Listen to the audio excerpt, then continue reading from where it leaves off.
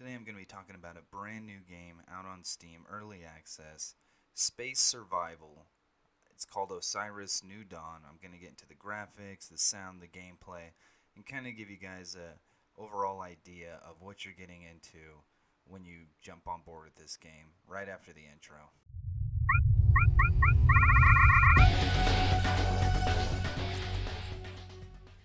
So I just picked up Osiris New Dawn, and there's been a lot of these games coming out recently. These survival games. It's a genre that's growing really fast, but no AAA developers have taken a stab at it. So basically, the whole genre survives in early access.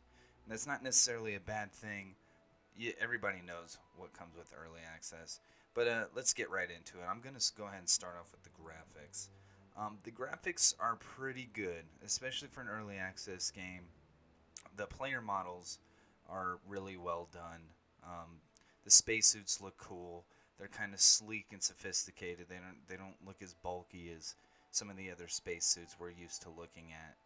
They have cool details with, especially with the spacesuits. If you're walking around with a white spacesuit, you'll notice after a while running around on the planet, you'll see space. You'll see it getting covered in the planet dust. The planet's mostly red, so you'll see the dust start to cover your suit, which is pretty cool. They also have pretty good weather effects, which was kind of surprising. I wasn't expecting to see that. They have sandstorms, they have rain, they even have meteor showers that'll come crashing in sometimes out of nowhere. The weather effects look really cool. They definitely add to the atmosphere. The sandstorms can get pretty violent to the point where you can barely see shit, and that'll happen sometimes comboed with rain. So you'll just have like really bad weather, and especially at night, it's hard to see. And overall, I think it really adds to the aesthetic of the game, as well as the enemies. The enemies look really good. They're kind of creepy, honestly. Not exactly what I was expecting. I've heard some complaints about them, but I mean, they're aliens. Who the fuck knows what an alien's gonna look like? They kind of look like something out of Resident Evil. The textures look cool. The movements are alright when they're done properly. The enemies are kind of buggy, but they don't make them hard to kill. So them being buggy is more of just a aesthetic annoyance, more than a gameplay annoyance. They don't really get in the way of hampering your ability to kill them.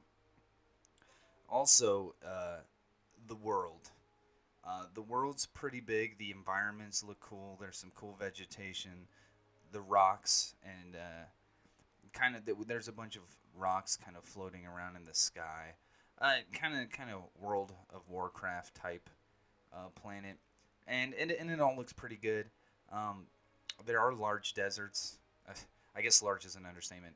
If you get outside of what it looks like the developers made as a playable area, it's just endless desert, and there's nothing out there. And so overall, it looks good, but it will be interesting to see what pans out once the developers have more time to, really flesh out the game. The vehicles look good. The textures look really good on those. Overall, the game is a pretty good-looking game for early access. Next, we'll get into the sound of the game, and really, this is kind of short because there's some good music while you're exploring around. Good combat music. You can tell when enemies are coming up on you, and the music will change. Other than that, nothing spectacular. Sound effects are kind of what you would expect. As for the gameplay, the combat is really well done. It feels good. It's not as clunky as some other people will tell you it is. It's by no means perfect. And you're not running around Call of Duty style. It definitely could use some work, but it's not bad. I've played a lot worse. The guns handle exactly how you would expect them to. I've only seen a couple guns. There are items and elements to the game that look like they're in place, but are actually not in place. I imagine these are the things that developers are going to be adding first, or at least I hope so. There's some pretty cool things. You can get different vehicles, rovers, hovercrafts, spaceships. Spaceships can go into space, but there's really nothing to do in space. There's a bunch of asteroids. I don't think you can really land on them because they're moving around too fast. And I just don't really know how, because of the flight mechanics with the spaceship, I don't really know how you would land on one of them. And there is a space station up there, but it looks like it's just a placeholder. There's no real textures to it.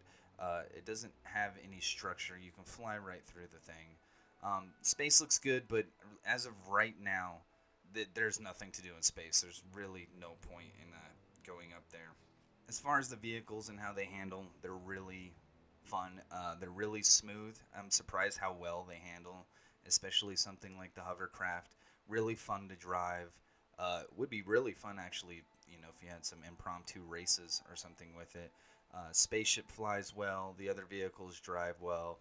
Another thing I really like about the game is the enemies, and not so much the AI, but while you're at your base, they will attack randomly, which does give you a sense of danger, which I really enjoy, especially because, like I said before, the enemies are buggy, but they're not really bad, which is nice to see because some of the other games in the genre out there have a tough time nailing down enemies in combat, and it always ends up not really working out that well. And so I'm really surprised that this game was able to pull off combat and just make it seem fun.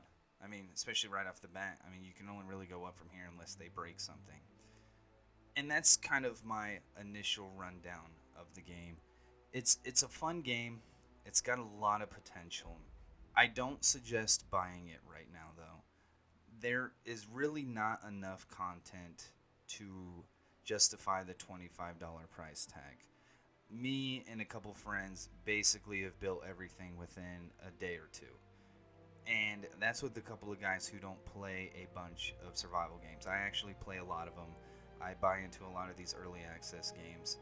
And this is just with a couple of guys just dicking around. If you have a squad of 4 or 5 or more coming in there ready to tear up a fucking server, you're going to get bored pretty quickly. There's not much to build right now, and so I can't justify the price tag, but definitely put it on your wish list.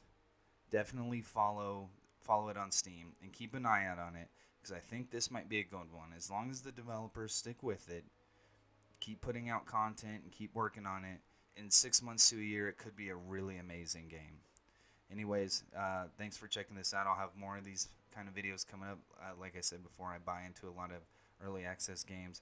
Like, subscribe, share, and thanks for tuning in. See ya.